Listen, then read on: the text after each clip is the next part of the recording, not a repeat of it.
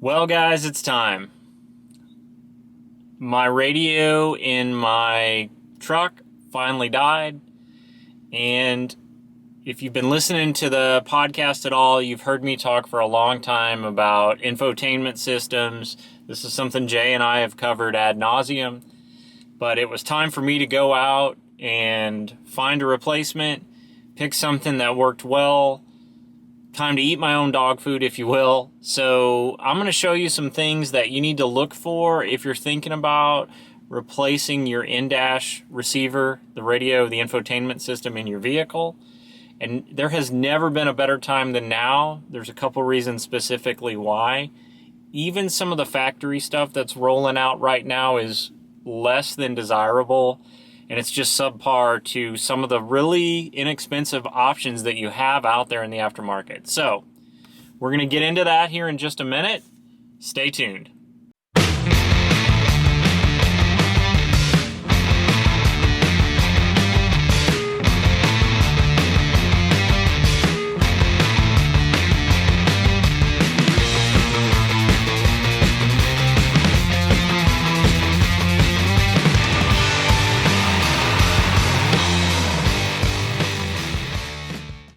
All right, so you've heard me say this before, nothing new here, but some of the infotainment systems out there right now, including the stuff that you'll buy from the manufacturer, just not great. It's a real pain. You've got to use their navigation system with your phone. Their maps get outdated pretty quickly. You're paying over the top for new map updates every year, and so on and so forth.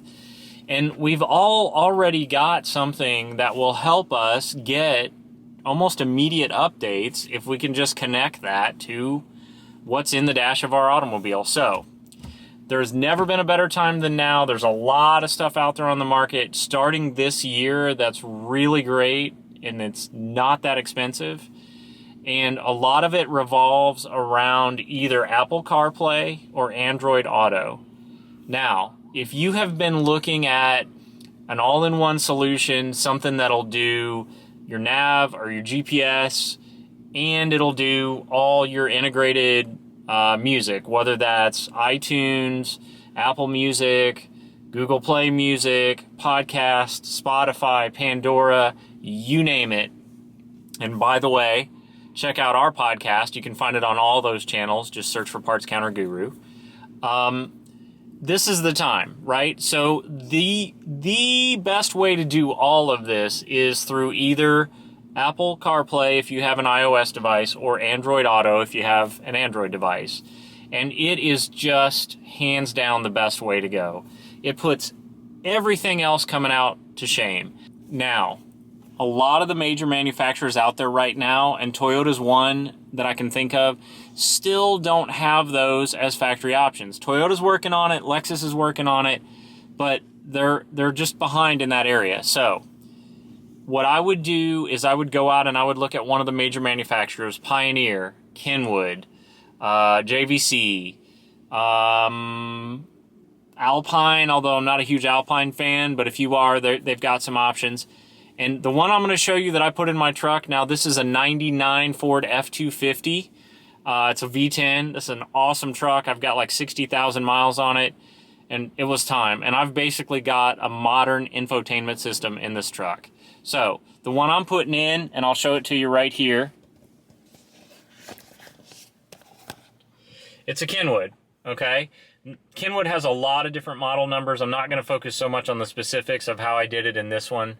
But Kenwood is a good option. It's one of my favorites. I replaced it with an old Kenwood. So just food for thought there. But I'm going to show you some specifics on why I think that either the CarPlay from Apple or the Android Auto system is really the way to go. Let's take a look.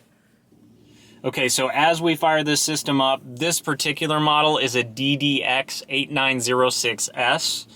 That doesn't matter, and I wouldn't focus too much on that just because there are so many different versions. And depending on when you watch this video, there may be some newer options out. But just to show you the interface and to show you what I'm talking about, I've got an Android phone. It's chirping at me right now. This is it. Okay, it's a Google Pixel 4. And this is the interface that you're going to see. You'll notice that I've got both Apple CarPlay and Android Auto. Now, some of these systems will do what they call a wireless interface, which means literally what it sounds like. You can pair your phone with the receiver and it will work wirelessly, so you'll get Android Auto in my case, or Apple CarPlay in your case, wirelessly, right, without having to plug it in. That's typically an upgrade, and I kind of don't care so much about that, and I'm going to tell you why. Because most of the time, for most of us, when we've got our phones, in our cars, we're going to do this, right? We're going to charge our phones. So these receivers, this one included, have a couple direct USB options, okay? And they'll let me just plug directly into my receiver, and it's going to do two things. It's going to charge my phone, and it's going to give me a wired Android Auto interface. So that's what I'm going for. Now, if Wi-Fi or wireless is important to you and you want to be able to connect over Bluetooth, this radio will do that, and that's great. But as far as the Android Auto part of it, I cared a little less about that. Again, this one will do it. I got the nicer one, but it's just not as big of a deal as I thought it would be, because again, I'm going to usually want to be topping off when I'm connected to my phone. So let's take a look at the specifics of that interface, and I want to show you why it's so great. Okay, so as we look at the interface here, I'm going to just tap, and I've got a lot of options, right? I've got HD radio, satellite radio, direct Pandora control. I chose to go with a disc option. This one, let me show you, will actually open, and I can load my DVDs in there. If you don't have a back seat, not a big deal. But if you've got kids and you've got headrest monitors or something in the back seat and you want to be able to play those discs, you can go with an option like this. A lot of them don't have it. I didn't care about the built-in nav system because, again, I'm going to use Android Auto. So let's take a look at that, right? So boom, we've got immediate interface to my phone, and I've chosen Waze, although you can choose Google Maps. And here's the really great thing that you can do with stuff like this. It's all built into the map interface. Send a message to my wife. Message to using SMS. Sure. What's the message? Hey, just wanted to know if dinner is ready yet. Here's your SMS message. Hey, just wanted to know if dinner is ready yet. Do you want to send it or change it? Send it. It's on its way. Now, a word of caution. Sending a message like that to your wife may produce mixed results. Proceed at your own peril. This was strictly for demonstration purposes, guys, okay? Again, results are not my responsibility. Damage to your marriage is on you. We're all grown-ups here. Okay, but I digress. So I've got direct access to messaging. It can read messages to me. You can see on the screen here I've got Wi-Fi signal strength. Oh, here we go. This could get me in trouble. Let's see what she has to say. Hey, Google, read my text message. You've got a new text from... About 5 more minutes it will be. Do you want to reply? Yes. Okay, what's the message? For that message, comma, thank you. I got, for that message, thank you. Do you want to send it or change it? Send it. Okay, it's sent. All right, so there you go. But again, be careful. Now, that's a really great feature. I just love the integration of the maps and the ability to choose your map system that you know and love on your phone. In addition to that, you've also got the capability to play any music that you're carrying around with you on that phone. So these are really great options. Now, up until about a year ago, the landscape was kind of tricky on this stuff. Like, you didn't have really great options for aftermarket radios. And again, some of the manufacturers were a little bit further behind in their offerings. And that's why I'm saying now is the time to go look at replacing your car stereo.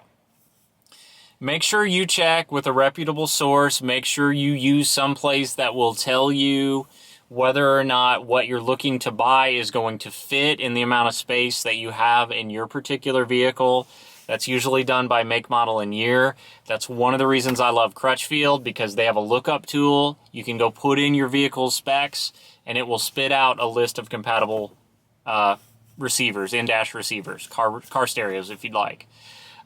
So other things to think about other than that, if they matter to you, and they may not. Some of them do come with a remote control. Most of them come with an overhead microphone. Let me show you what that looks like. So you have a quick point of reference here. But typically, your mic would get mounted somewhere like this. And that's going to let you have a better hands-free audio experience on your phone calls, right? So you've got an overhead mic, and it's designed to filter out some of the car noise. So that's a good option. But again, guys, go with Android Auto or Apple CarPlay if you're thinking at all about replacing your car stereo. I mean, there just isn't anything else that comes close. I'm telling you, it was well worth it on mine. I would do it again in a heartbeat.